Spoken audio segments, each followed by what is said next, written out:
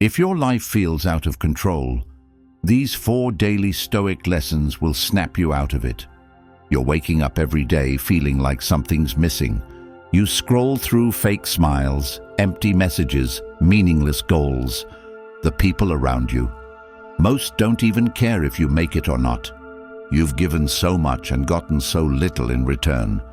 You've been played, overlooked, used and left, wondering if it's your fault. But deep down, you know there's more inside you than what you're living.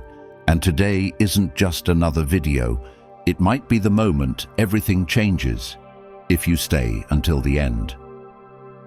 Number 1. Fight yourself first. Have you ever felt like no matter how much you try, you're still stuck in the same place, repeating patterns you promised you'd never fall back into, wondering why your goals seem so far away even though you're busy every day, scrolling through distractions, surrounded by noise, yet feeling alone with your thoughts, craving clarity but chasing dopamine, chasing escape instead of freedom, wishing for focus but feeding your mind with mental junk food, trapped in a cycle where you set goals, get excited, fall off, feel guilty, then repeat, and all the while you tell yourself you'll get serious soon. But deep down, you know you're lying because your actions never match your intentions, and it's not that you don't want it. It's that you haven't truly decided, because the battle isn't external, it's internal, and it's happening every second of the day in the choices that seem small but shape your entire life. And until you realize that the only enemy that matters is your comfort zone, you'll stay stuck because the truth is brutal. Your life is where it is because of you, not the world, not your upbringing, not luck. And that's hard to accept, but it's also your way out. Because once you stop blaming and start owning every inch of your decisions, your entire perspective changes, and you stop waiting to feel motivated and start moving with discipline. Not the kind that feels like punishment, but the kind that frees you from regret, from softness, from mediocrity. Because every time you let yourself off the hook, you reinforce weakness. You teach yourself that it's okay to settle, and you can't build a powerful life with weak habits. And if you're honest with yourself, really honest, you'll see how often you choose ease over effort, comfort over clarity. But that can end today, right now, by doing what you don't want to do, not because it's glamorous, but because it rewires your brain to obey you, not your urges. And it starts with details, with waking up when you said you would, with making your bed even when you don't feel like it, with choosing to write when your mind says scroll, with eating what fuels you, not what numbs you, with training when you want to quit, with doing the reps in silence, not because you'll get praised, but because that's who you are now. And you change your identity not with words, but with proof, daily proof that you are no longer okay being average. And every decision you make from this moment forward either builds your future or buries it. And that's not pressure, that's power. Because when you fully understand that no one's coming, that you're the one who has to wake up and show up, something in you switches, and you stop asking how long it will take and start asking how far you can go. And suddenly, the same tasks that once felt like chores become part of who you are because you've accepted the truth.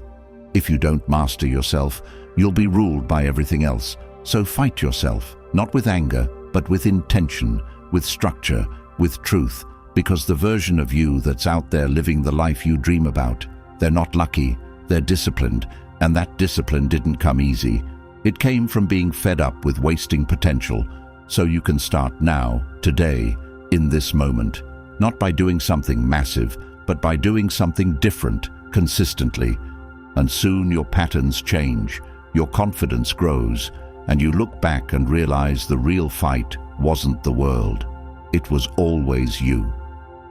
Number 2, choose purpose over pleasure. Most people are not tired, they're unfulfilled. And that feeling doesn't go away no matter how much rest they get, because it's not about sleep, it's about soul. It's about waking up every day and knowing deep down that you're not living in alignment with what you're capable of. that you're settling for distractions because they're easy, because they don't demand the kind of honesty that purpose requires, and this is the trap you live in. Chasing pleasure that feels good now but leaves you emptier every time. You open your phone for a hit of dopamine. You binge another show to feel less alone. You keep saying, just 5 minutes, when you know it's 5 hours of your life gone. And the worst part is, you don't even enjoy it. You just fear the silence that reminds you of how much you're avoiding. And while pleasure numbs the moment, it robs the mission, and you wonder why your confidence is low, why your energy feels drained, why your life looks busy but feels meaningless. It's because you've replaced direction with distraction, and now your time serves comfort instead of calling. But here's the truth. Purpose hurts in the short term and heals in the long. It demands sacrifice up front, but gives you back identity. It's the thing that makes you say no to things others say yes to. Not because you're better, but because you're done being distracted, done wasting potential, done living a life that looks fine on the outside but feels fake on the inside. And purpose starts when you stop needing to feel good all the time, when you say enough, when you finally shut off the noise and sit with your own thoughts, when you trade mindless consumption for conscious creation, when you show up to your craft whether or not someone's watching, because the point isn't praise, it's progress. And you know this deep down, because the moments you felt most alive weren't the ones spent escaping.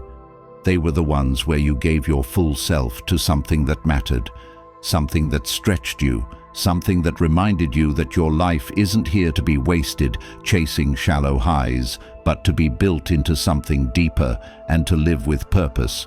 You need to be willing to feel uncomfortable, to make unpopular decisions, to be misunderstood, to fail forward, and that's why most don't do it.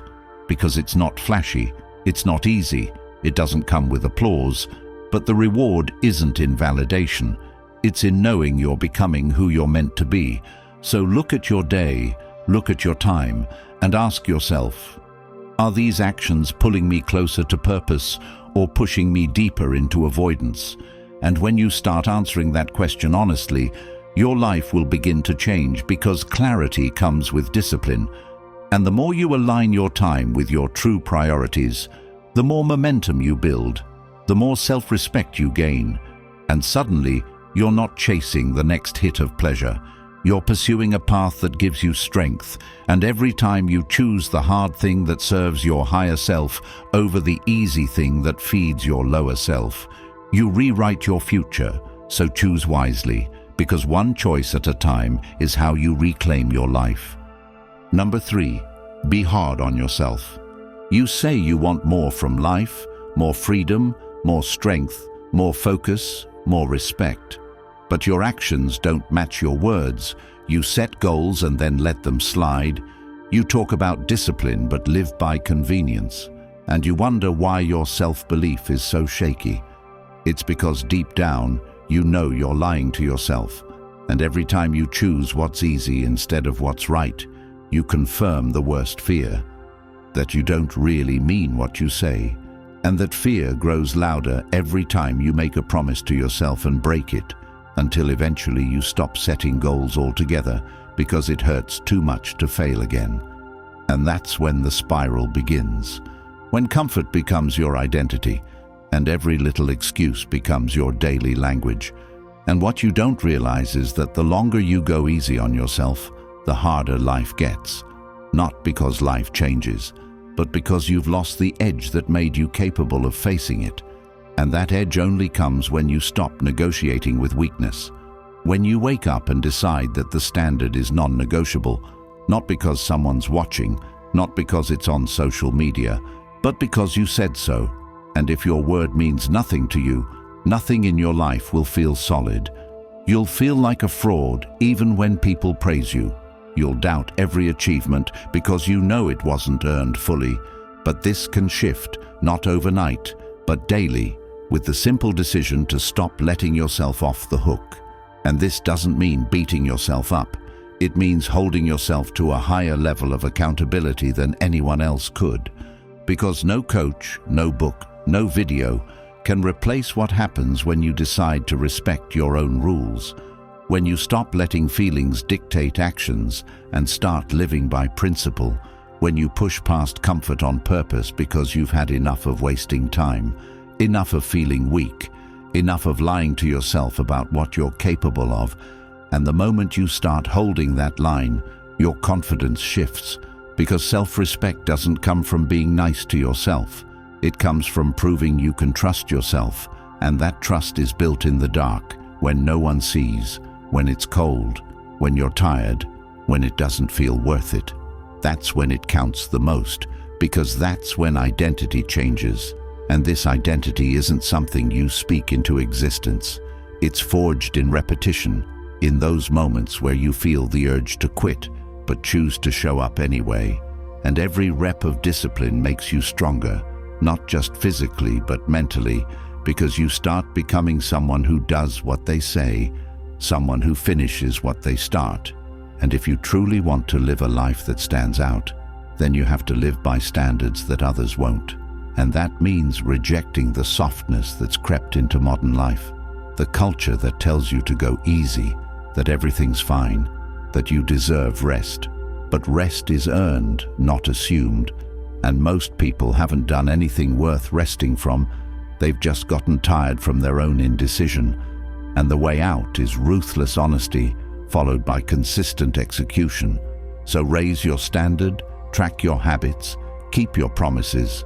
And when it gets hard, good, because that's where growth begins. Number 4, challenge yourself daily.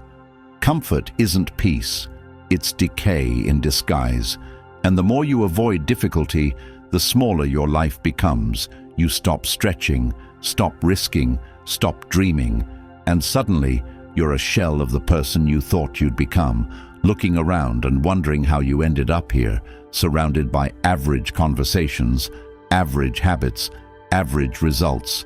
And deep down, you know it's because you stopped doing hard things on purpose, because nobody pushed you, so you stopped pushing yourself, because you wanted ease and got emptiness instead.